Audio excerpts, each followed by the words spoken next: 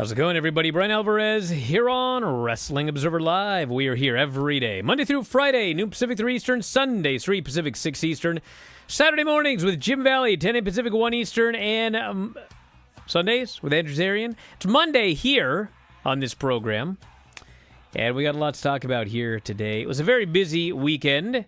We had a block of Collision and Rampage, and in fact, this coming Saturday, we got another a 3-hour block of Collision and Rampage. And we'll be able to talk about all of the shows. Resurgence, New Japan Resurgence, a long show, but a great show. I thought Collision was a good show. Rampage as well. SmackDown was a very good show. And, of course, we got Raw tonight with more from the King of the Ring. And Wednesday, it is AEW Dynamite. I don't know if you're well aware, in Everett, Washington. They've mentioned it 1,000 times. And I'm very happy because I'm going to that show, and they got a lot advertised. So, hey, I've been asking for them to advertise stuff in advance for a long time. At least they've done it for my hometown.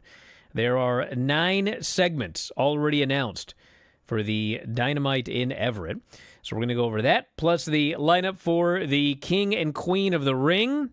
We had matches that took place on the house shows this weekend. And so we'll tell you who won those matches, where everybody is in the tournament. Got updates on some injuries, including Powerhouse Hobbs and Zelina Vega. Dana White open to UFC fighters wrestling in WWE, which I'm sure we're going to see more of as time goes on, and plenty more. If you want to text us here today, 425-780-7566. You can email me at f4wonline@gmail.com. F4W Online, Threads, Instagram, and Cameo. And on Twitter, it's at Bryan Alvarez. We'll get this show on the road in a minute. Observer Live. How long do I have to do this? Week after week, night after night, before you realize that I am the one who is transcending this business. Just because I don't go out there and say it doesn't mean it's not true. Do I really have to tell you every single night? Are you that thick? Too busy chasing people, blithering about goosebumps and levels and storytelling and cinema. Go see a fucking movie. Nicole Garcia thought about joining AEW when she saw what Mercedes did. You know why she didn't? Because then she saw me and realized she can't hold a pussy-scented candle to what I do. I am the one taking this company to new heights. And I don't even try to. I'm just being me, and it's the greatest thing I could ever be. And it's the greatest thing that could happen to all of you too, for every one of you who saw me all those years ago and thought, she has potential. You had absolutely no idea it was going to get this good, did you? Tomorrow morning, your headlines should read, "Holy fuck, was I wrong?" And Anthony, I promise you, no matter how many matches I win, no matter how many stories I finish, I will never call you into the ring to celebrate with me. Yeah. Being timeless means I'm not on your watch. My success is my own, and we're damn lucky to be a part of it. Thank you. And if any of you have a single question after that, you're as stupid as you look.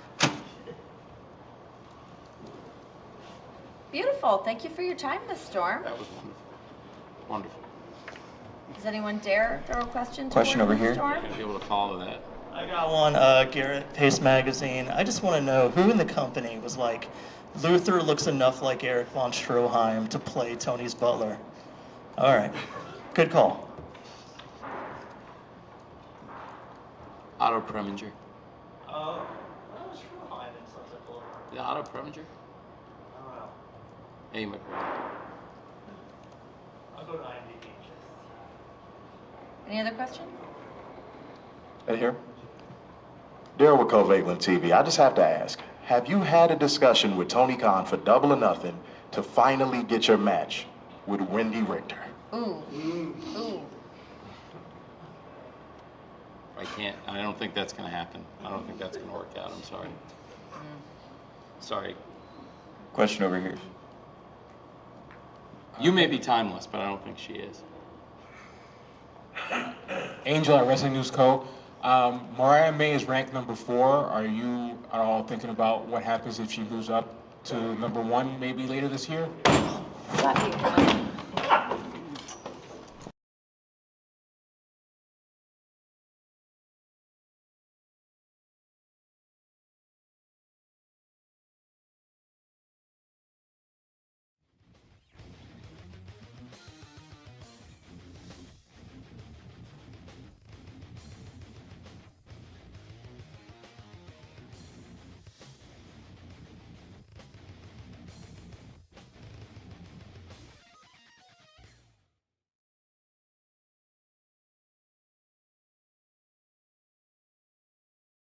The show, Bryan Alvarez here, Wrestling Observer Live. Mike Sempervive, also WrestlingObserver.com. So we got Raw tonight, and lots to talk about. The King of the Ring. The quarterfinals are taking place tonight. We had matches taking place over the weekend. And I guess I got to do a correction. I presume this is true.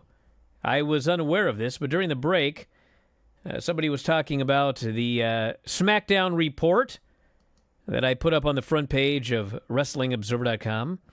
All of my TV reports do go up there for subscribers. If you want to read my SmackDown, Collision, or Dominion reports, they're up there right now. And they also go out, by the way, to my subscribers on Twitter. But anyway, I was talking about how in the matches, they're still doing that gimmick where the screen goes all weird. There's the glitch and whatever, and if you pause it, there's a, whatever they call it, QR code, and you can click on that and see creepy videos. It's the return of Uncle Howdy and his merry band of vintners. But I noted that there were a number of different issues, including the screen getting all blurry. And it was brought to my attention here that, in fact, the screen going blurry had nothing to do with a fake technical glitch or Uncle Howdy or anything. It was because Naomi was having a wardrobe malfunction. Is that true? Is that what happened?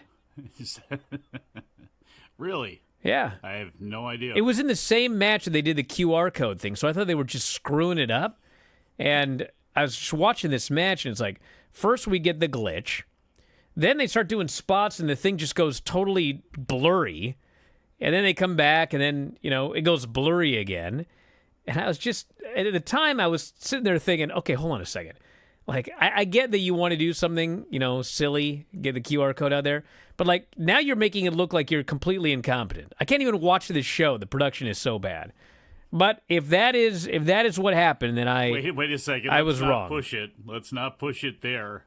The production is so bad in WWE, you have to turn it off and not. No, the production is great, but if you're going to spend the entire show blurring it and putting glitches all over the screen, you look like you don't know what you're doing. But it turns out they did know what they were doing. They were another show for that. They were covering up whatever the wardrobe malfunction was. Well, that's a good thing. You can tell she keeps trying to pull back up her outfit. She had a loose top.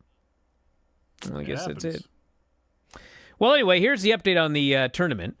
So tonight we have King of the Ring quarterfinals, Ilya Dragunov and Jey Uso. The Gunther match with Kofi Kingston, as we'll get to. Lyra versus Zoe Stark, and Io Sky versus Shayna Baszler. So what happened over the weekend is, first off, Zelina Vega is injured. She's out of the tournament.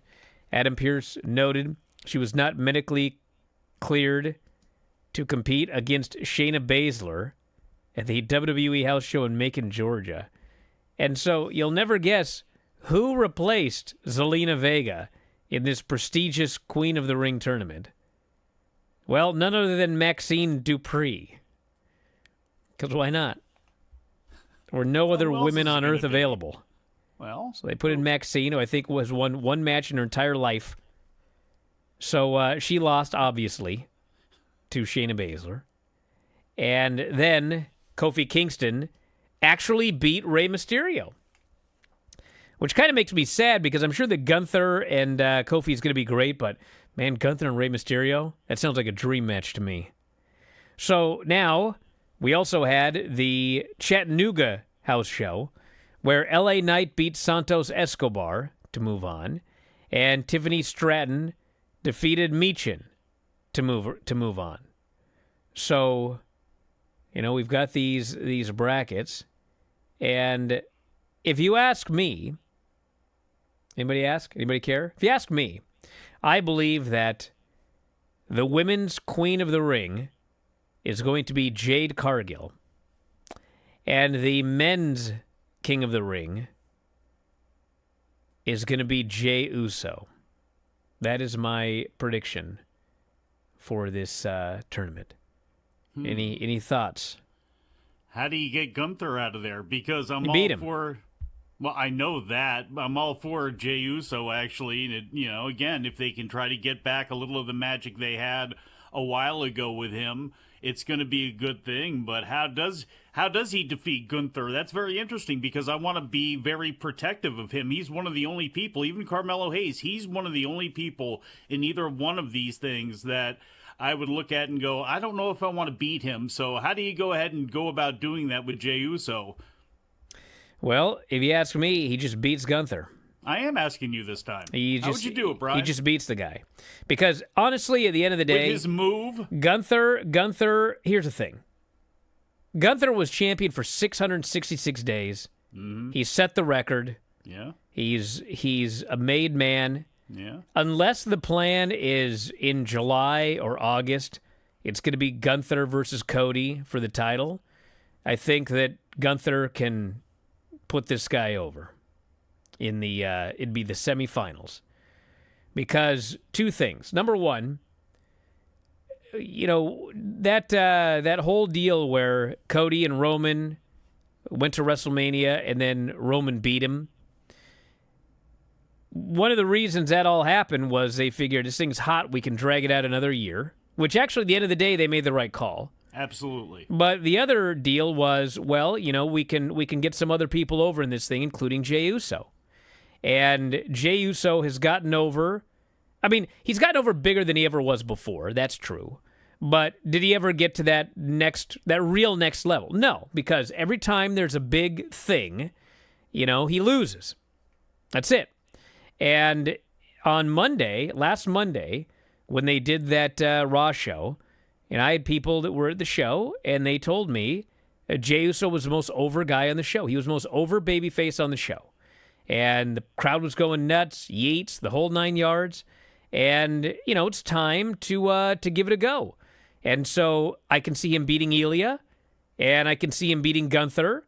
And then, it's going to come down to, if you look at the other side of the bracket, however they do it, you could do Jey Uso versus Tama Tonga. Absolutely. And Jey Uso beats Tama Tonga and becomes the King of the Ring. That's the only absolutely what I would do in this tournament.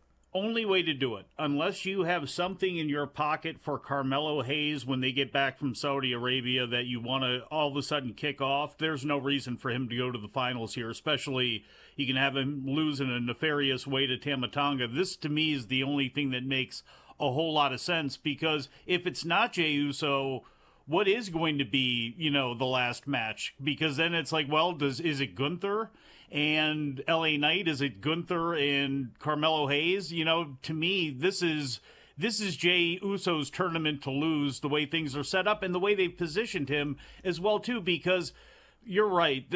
To me, the lead up to WrestleMania really did hurt. And it was an example of you were so worried about Rock and Cody and some other things that were going on that you didn't announce matches until late. You didn't take care of the undercard, and they are prone to do that oftentimes in the lead up to a WrestleMania. It's like our big stuff is big and the rest of the stuff is filler, but Jay and Jimmy should not have been as much filler as they were, because Jay has slipped a little bit since then, and I hope he gets it back.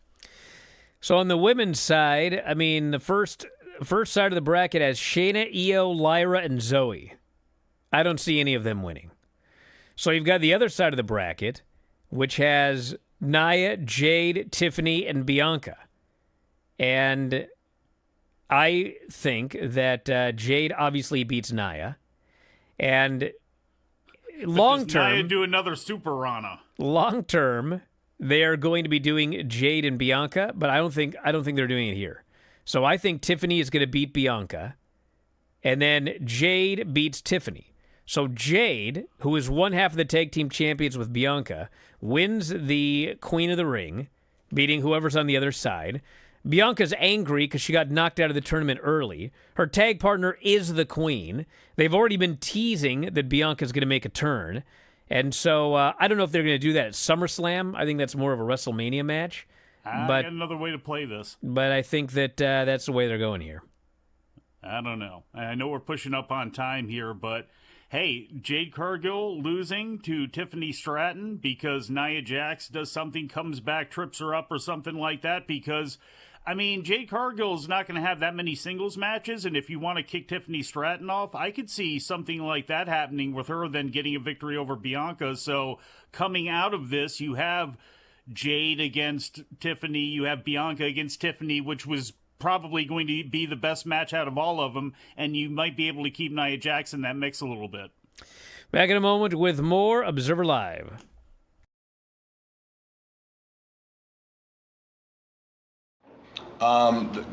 Friends of mine, seeing like friends like my friend Kofi, like that's the last 5 years was like probably one of the most biggest inspirational things you've ever seen, not just in Black history, but just wrestling history, period.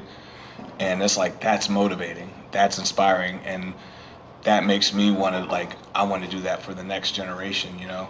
And, like, I don't want to just do it once, I want to do it multiple times, you know? And the fact that I was able to somewhat try to recreate a feeling like that in just a small amount of time, not like 20 years later, not, 15, 30, 40 years later, but like that close in time, that's progress in my opinion, in my mind, it's not just me, it's a team, like Nana's a part of that, like my people, my family, all these people right here, none of this happens without any of these guys together. All this is like pushing me, like pulling something out of me that I didn't know I had, like Tony believing in me, putting me in the opportunity. He didn't give me anything. He gave me an opportunity to make something out of it. And it was up to me to do the work. And that should go for anybody, not just any Black person, any person, period. Right. You're never given, like some people, I hate the feeling of like hearing on social media, something like, oh, they weren't given a chance. I'm like, no, they were given chances. What did they do with those chances? You're given chances, whether they big or small, but you got to make something out of that shit. I was given small opportunities, company after company after company, time and promotion, and like, it didn't matter. I found a way to make something out of it, and I pushed forward, and I made it uniquely me. It was Swerve doing it. It wasn't another wrestler doing it. It was Swerve doing it. Like, that's the only way to progress in this game. And like, if you listen to my podcast, my man Montez is right over here. We say this shit every freaking episode. We just had Adam Copeland on today saying the same shit we do every episode, every week. Every like, we put out that content because it's not just content of us talking. These are tools. We want to give tools to the people of the next generation. Go out and listen to that, because it's not just us saying it. It's people that have been there and done it that are saying the same shit that I'm saying. Maybe if it's not coming from my mouth, maybe it's coming from our guest's mouth. Maybe that's going to change someone else's life. Maybe that's going to get them to get up and be inspired to move forward and do something that they were missing. Something as small as they were missing a little nugget, and they go and listen to these people that have done it, been successful in all acts of just entertainment, all acts of the world. They can go out there and find something, and it's a tool to go and move and possibly do something like this,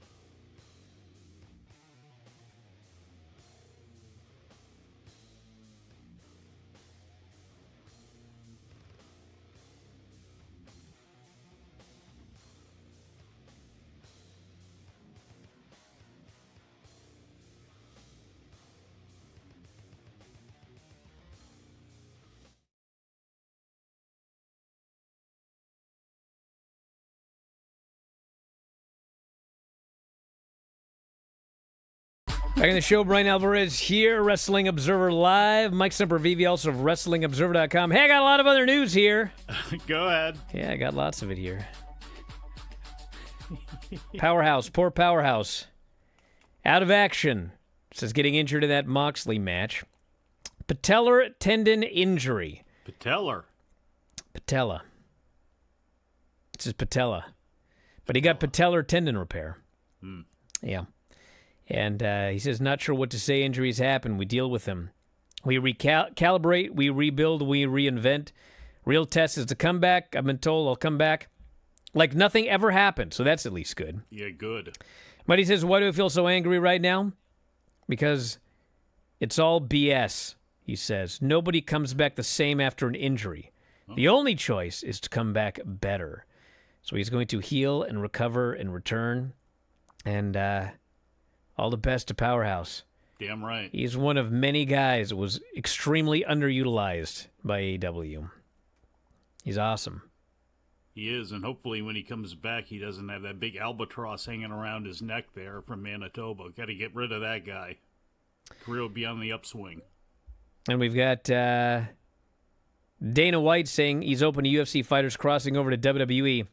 You don't say? Well.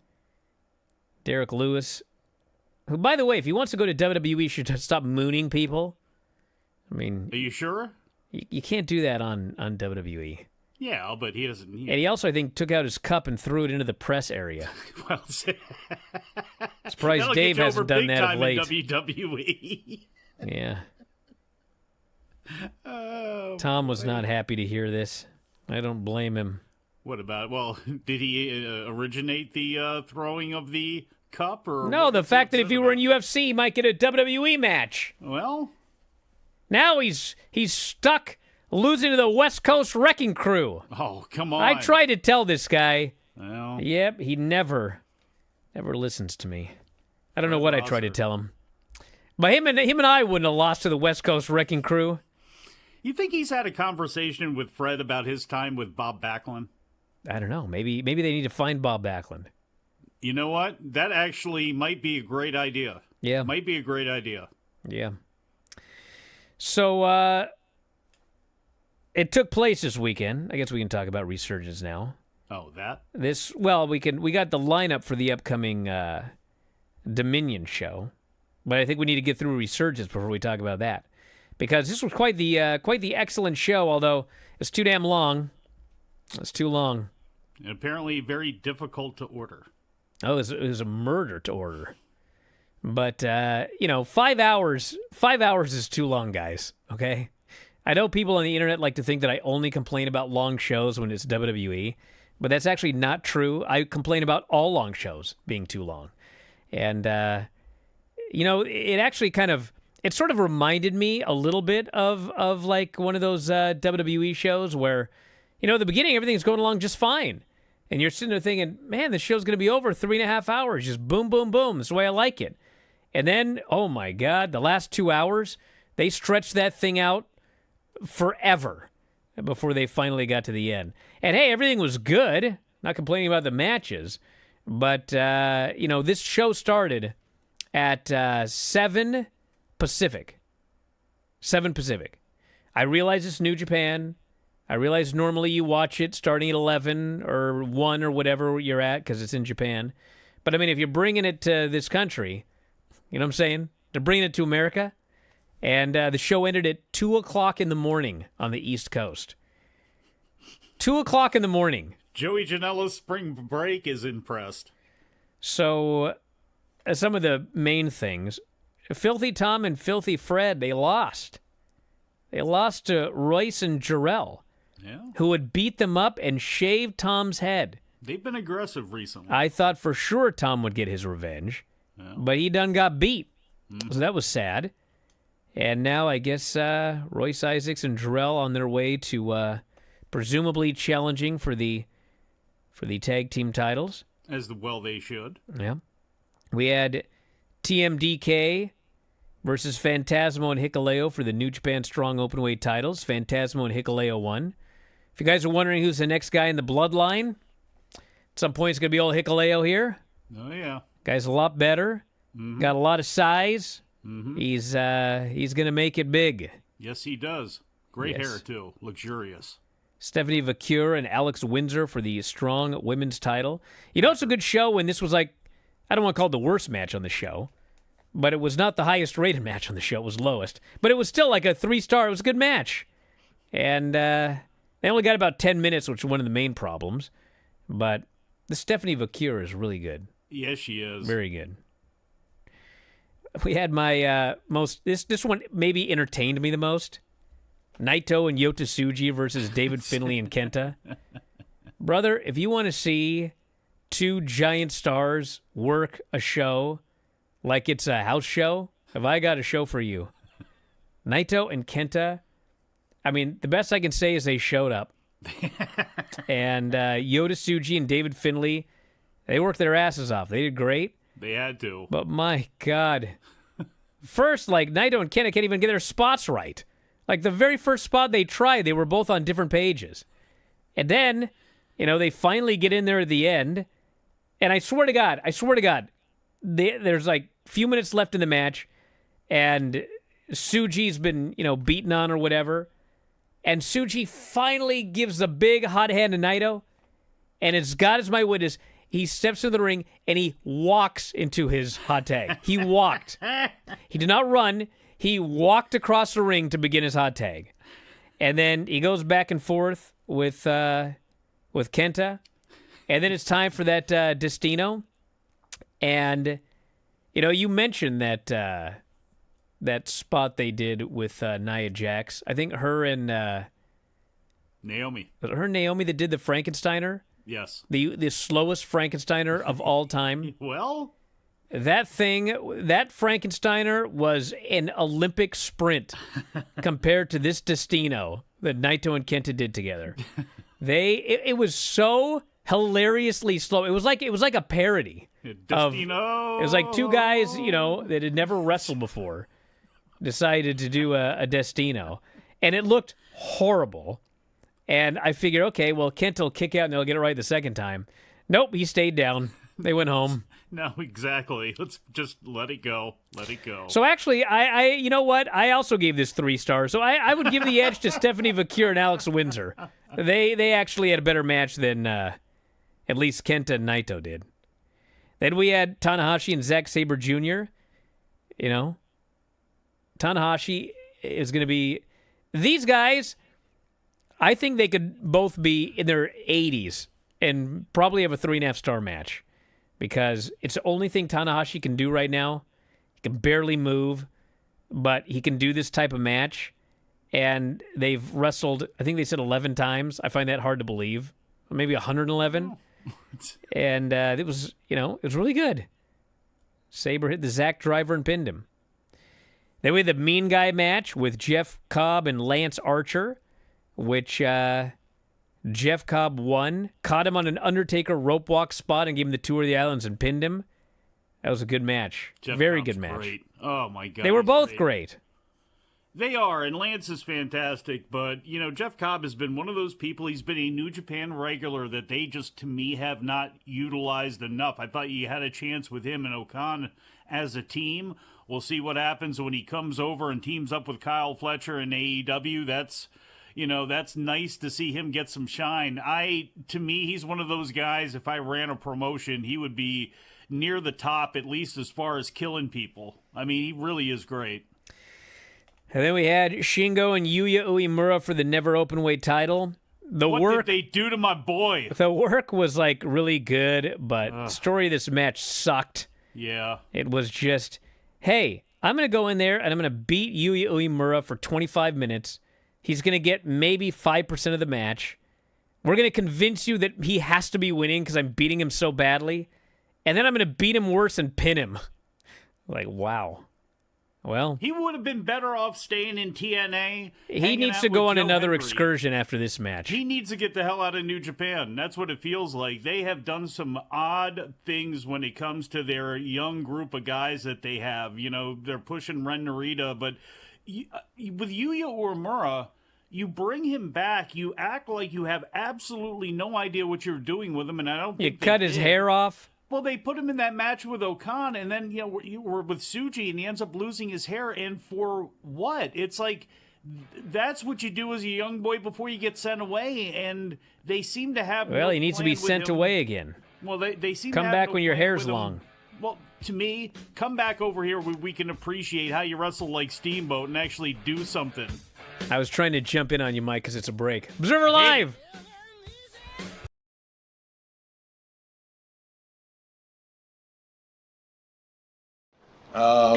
First thing to say, my champion is black.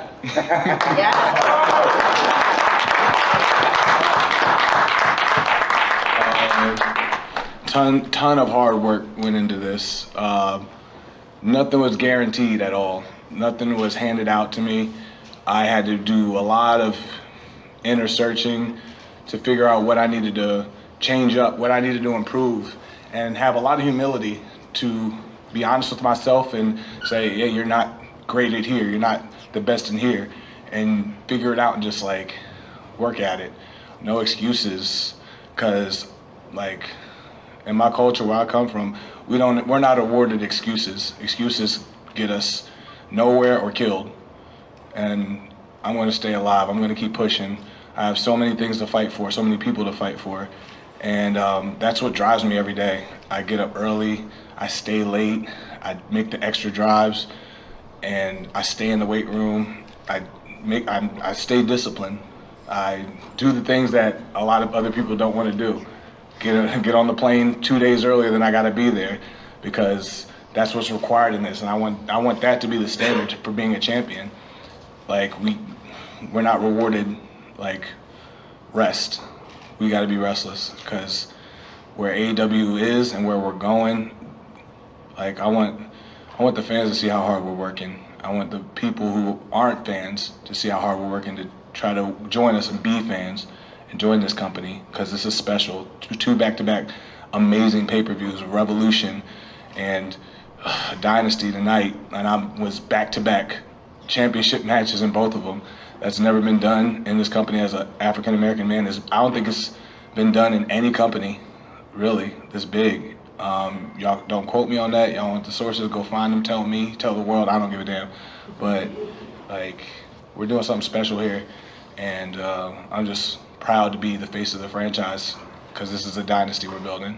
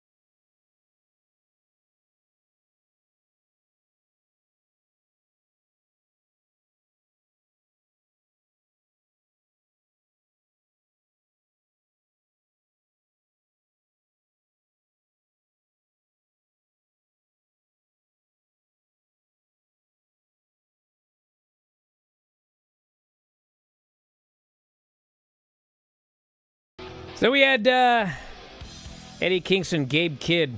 Ooh. Hey, the match was... Is Eddie okay? That's all we don't know if Eddie is okay yet. Jesus Christmas. We'll hopefully find out soon. I hope he had knee braces on, because that's going to be the only... I think that might be the only thing that saved him from breaking both of his legs. Oh, my heavens. So he got suplexed off the apron. He's supposed to go through a table, but the barricade was too close to the ring, and he just... They were too close to the barricade, let's be honest here. Well, there's nothing they could do, like... Yes, not do the spot. Well, I mean, you could not do the spot, but like... I mean, I would assume that they measured this beforehand, so Gabe Kidd was... I assure you they did not. I assure you they did not. Then kids, guess what? You get what you get when that happens. Well... And unfortunately, it happened to Eddie Kingston. If you watch the matches these guys have... This is what happens when these guys wrestle. Gabe Kidd is ungovernable. They're two maniacs. Yes, they are. And he whacked his leg, on the deal. Like zzz. It was just one. I mean, he hit them both, but it was one that frickin' flew back and he grabbed it. And he was hurt bad enough that they almost didn't do the post-match angle. Like, they were down for a long time. And I guess Jungle Boy was like, this guy can't get up, I'm not going out there. And he ended up being able to get up and get in the ring. And so they shot the angle with the Young Bucks and Jack Perry. And, he did walk to the back. So he did get back there. He was limping like crazy in the back. And it's kind of a wait and see. Is he going to be able to make the pay-per-view? I mean, if he can't, then they've got an easy, he was beaten up by Jack Perry and the Young Bucks, and they can find a replacement. Oh, man, well, you do to me, with how they did the Claudio interviews over the weekend, he wasn't putting it on Eddie as much as he was putting it on he wants to save his friend Bryan Danielson from going through hell and him getting dragged into this. If Eddie's going to be out, I think that would be a nice way to do it. Then we had the Jon Moxley shooter match. Someone on the chat here was like, this new crop, they're just not doing it. And I thought, wait a second. Okay, Yuya Uemura has been a swing and a miss so far, but Shota Umino was great in this match. And Yota Tsuji is great. People were arguing he should have been the champion. I mean, this Shota Umino, this guy's going to be, he's going to be great. I mean, he went in there with Moxley, and granted, it's Jon Moxley. He's going to have a great match with anybody. But they were following that previous match, and I don't think anybody thought Shota Umino was winning the title. But, I mean, by the time they got to the last 10 minutes of this match, I mean, they got this crowd that it was, 5 hours into the show, tired. I mean, they had a great match. They had great near falls. They had a couple of spots where I think the crowd actually thought, oh my God, he's actually going to do it, but he didn't. And then he finally got killed with the Death Rider and pinned. And, they bowed afterwards, and then old Ren Narita and Evil come out. And Ren Narita as well, there's another one. Yeah. This new crop is going to be all right. The new crop is absolutely going to be all right in the long run, Brian. Do you guys remember Nakamura before he was Nakamura? You know what? I was one of the only people that liked that incarnation of Nakamura and how they pushed him, and then they pushed him in such a fast way because he was going to have a fight on New Year's Eve, ends up getting his eye socket broken because, who was it? Ignashov timed his knee strikes and ended up cracking his eye socket, and then, it was that Inokiism thing. So, yeah, Tanahashi was not looked at as a huge star by some in New Japan, if you can believe that. Because at the time they were looking at, Shibata. They were looking at other people. So, things are going to be fine. But I think if you watch New Japan on a regular basis, you see some of the problems in the booking, and you see where these guys maybe should be further along and involved in more important things. But with that said, yeah, when you see them in one match, especially against the Jon Moxley for the IWGP title in a big situation, you can see why down the line everybody is going to be okay, because these guys are really well skilled. Hikuleo is another one. I'm sorry, not Hikuleo, but Hinare is another one who they're trying to incorporate back now into the mix. They gave him a distinct look. They have him doing kind of more of the Savage thing, but he can fill a void, and he's another one of those younger guys that they have there where it would be great to see them. It would be great to see a little more coherent and better booking that's not so reliant on the ridiculousness of House of Torture nonsense and Bullet Club nonsense over and over. Another thing that people need to think about, I'm just throwing out some random names here because I know, it doesn't matter who I say, people are going to get mad. But Yota Tsuji.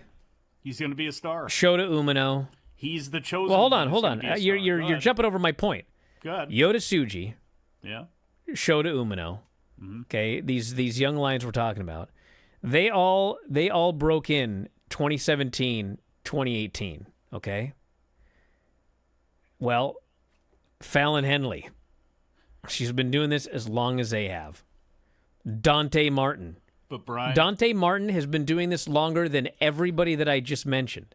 Like, the idea that these people aren't coming along fast enough, like, they're doing fine. And how old is Dante Martin? 23. Yuya Uemura is 29 years old. This has been one of the problems with New Japan, that you can say they've had the luxury of this when times have been good, that guys end up breaking He's actually out 27. a little bit. Okay, the guys who break out a little bit later because they've been so good on top, well, right now, they could really use these guys kind of in better positions than they may have some others. But again, in the long run, everything is going to be okay. And they have guys like Ryohei Oiwa and other guys that are out there that are coming behind this next class. But like, ask Tom about Oleg Boltin. At this point, you should have him mashing over people and trying to make him a little bit of a monster. What exactly are you waiting for with this guy? They'll get him. I've had a lot of people raving about that guy. Like, they think he's going to be like, I'm talking IWGP World Heavyweight Champion. This Oleg Boltin. I don't, in this actually right now with what the environment is, he could absolutely be an IWGP champion. He could in the mix that they're in right now with a lot of, again, this is a big changeover. It's not as bad as it was way back in the day, but we're seeing an entire changeover when it comes to New Japan and the structure of it. Nakamura, Okada's gone, as you talked about. Tanahashi, Naito can barely move. And who's right under them? It's pretty thin right now, so you could actually do a Bolton thing. I don't think they will, but you could. This person says, poor Dante catching strays over here. You guys don't understand what I'm saying, obviously. Okay? I'm actually sticking up for Dante Martin, okay? I'm making a point about Dante Martin. And the point I'm trying to make is, when AEW debuted, how long ago was this? 5 years ago? Mm-hmm. Like the very first time we saw Dante Martin, okay? It was like, oh my God, look at this guy. Few years, this guy's going to be, God only knows. Okay, it's 2024. He's in literally the exact same spot. Yeah. He is a member of Top Flight, and he's doing jobs for the Stars. He is in the exact same position. And I can rattle off names if you want me to, but people get mad. But there's one guy after another who was like, in a few years, my God, this guy's so young, in the exact same spot. I don't want to get the guy in trouble, but Nick Wayne, okay? We are now, I think, exactly 2 months away from Nick Wayne's 19th birthday. He was signed when he was 16 for a reason. Why was he signed when he was 16? Because the idea was, my God, wait till he's 18. Can you imagine? Where is Nick Wayne now compared to where he was when he was signed? He is in the exact same spot. He's out doing great matches everywhere except AEW. He had a 1-hour match with Joey Janela Defy that everybody's raving about. It was at Defy. On television, he comes down to the ring with Christian, and whenever there's a promo segment, his mother is doing all the talking. This is a problem, okay? I did the Collision and the Rampage report yesterday, and I like both shows. But, I was pointing out that, man, you watch these shows, and, there's one thing that all AEW matches have in common, and that is you always know who's going to win, okay? On pay-per-view, it's a little different, but I can usually pick every single pay-per-view match as well. So, in AEW, you always know who is going to win in every match, okay? And it's either, on Rampage, a total squash, where it's like the star just runs through the other person, and then we just move on to the next match. Or if it's Dynamite or Collision, they have a banger. They go back and forth, no matter where anybody is on the totem pole. They go back and forth, and then, the person you know is going to win, okay? So the person was like, well, what do you want? What do you want? Because you seem to be complaining about everything. And what I want is for AEW to grow. I want AEW to grow. AEW right now is below where they were in 2019, okay? And all I heard over the winter was, just wait, we're going to get Okada, we're going to get Ospreay, we're going to get Mercedes, all these names. This thing's going to blow up. It hasn't blown up. It's exactly where it was, okay? And one of the problems is that you need stars, okay? You need stars. And right now, the stars are people that come in from the outside. They come in from the outside, they're stars on day one. Then what? Then everybody gets homogenized, okay? Everyone's in the exact same spot. The people that never lose are still the people that never lose. The people that never win are still the people that never win. The people that are young guys on the way up are still young guys on the way up 5 years later. You have to create stars, okay? And Will Ospreay going 50-50 with Lee Moriarty, it doesn't do either of these guys any favors. Nope. Lee Moriarty is not higher on the card than he was before that match. He's in the exact same spot. All you do is tell people that Will Ospreay is the best in the world. He's the best in the world. He's the best in the world, okay? The best in the world should not go in there and go 50-50 with Lee Moriarty and barely win, okay? You know what it means to be over, okay? Being over is your name is on the marquee and people tune in large numbers and people buy tickets to go see you, okay? Being over is not having a good match and doing a lot of moves and everybody is cheering. Now, Will Ospreay, here's the thing about Will Ospreay. Will Ospreay is where he is now because, in large part, he did go out and have fantastic matches with everybody. And you knew you were going to have a great match anytime Will Ospreay was on any show. He built his name that way. He became a star, and he got himself signed by doing that, okay? With first New Japan and now AEW.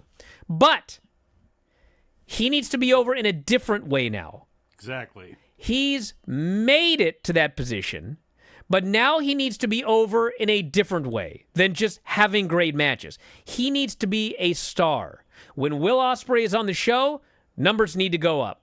Should Will Ospreay be wrestling on every single show against everybody? No. People got really mad about MJF. Oh, I don't like MJF. I'm sick of MJF, blah, blah, blah. You know that guy knew better than most people in AEW? I shouldn't be wrestling on every show. I shouldn't be on every show. I should be picking my spots. I should be picking my segments. I should be picking my matches. And that guy popped numbers better than almost anybody. So if you want to know what I want to see, an evolution. Build up the business. Build up the stars. How did I even get into that? Observer Live.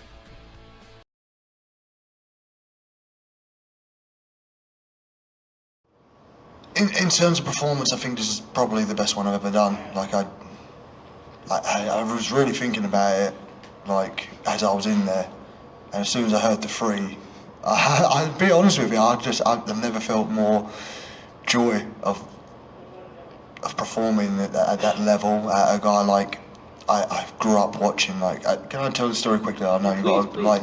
This is great. My favourite story to tell people was my dad trying to understand the teenage Bill.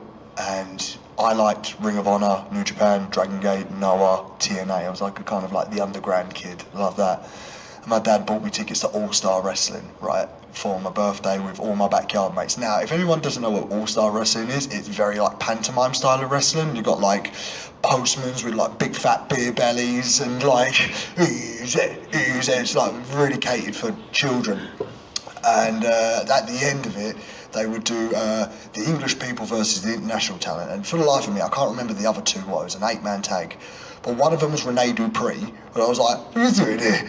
And I'll never forget it. Like, I'll never forget this day for the rest of my life.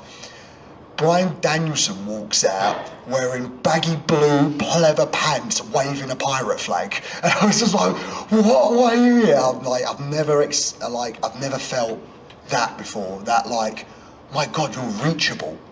And then it's just doing more of your research, and then he would do stuff in Japan, do stuff in Mexico, and he would just, the groundwork that he's laid for like so many of our guys to walk on is ridiculous. So then, I don't get really emotional about wrestling, right? But I got emotional when I saw him at Southend. I got emotional when I saw him win the world title. I got emotional when he retired. I got emotional when I come back. And then when he showed up here, back in 2021, I was sitting over in like COVID Japan, and I said, there's a chance.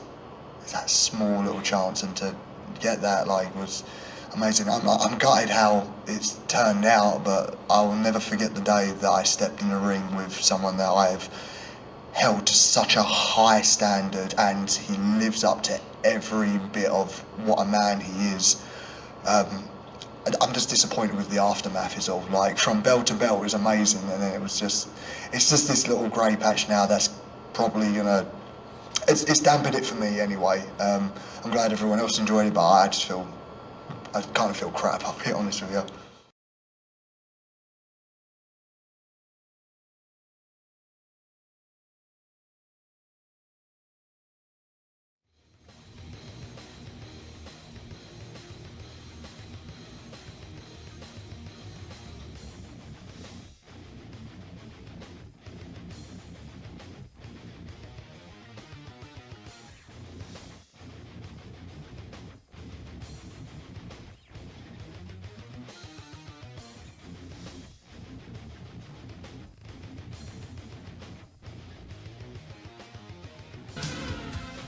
Well, anyway, where were we? I don't know. Hey, I know I got one thing to say, and that is that there's a heck of a Dynamite coming up. You guys realize that I like wrestling? Why does everyone think I hate it? I wouldn't get so mad if I hated it. I just wouldn't watch it or care. Actually, you are. That's why I get so mad about NXT. Driven mad. Never seen a promotion that I liked more that tried so hard to make me hate it than NXT. Well, NXT is stupid thing with those mobsters. God. Can you? Do you think it is going to be more over the top when they hit CW? That it really is like take a behind the scenes look at Wrestling University with these wacky kids and their crazy interactions. Brother, here's the problem. Here's the problem. You guys keep saying that. Just wait till it goes to the CW. Well, I'm wondering. But here's a question. I got a question for you. I got a question for you. Okay. All right. I swear to God, this is an honest question. All right. How could it be more CW than it is right now? Oh, How? it could. It could. We have babyface murderers. Yeah. Yeah. Yeah. You're going to be more... Like, girls that how? can't understand why they're going to kidnap more people? They'll have more romance storylines? Yeah. They'll have more... Like what? Yes. More of that sort of stuff weaving into the show that lead into the matches? Yeah, I absolutely can see that. I don't even mind half the stuff. What, Lash Legend and Trick Williams are having an affair? That's cool. But, like, your babyface mobsters. And then, did I tell you this one? I was like, they shoved the guy in. I forget what I said they did to the guy. But then someone was there like, they only shoved him in the freezer. I was like, oh, so you've never been locked away in a... Okay, yeah. I'm sure that guy was really comfortable in that freezer. Just watch. They only put him in a freezer. They're nice guys, you see. They didn't put him in a cauldron of lava. They just put him in a freezer. I'm out of here. Wrestling Observer Live.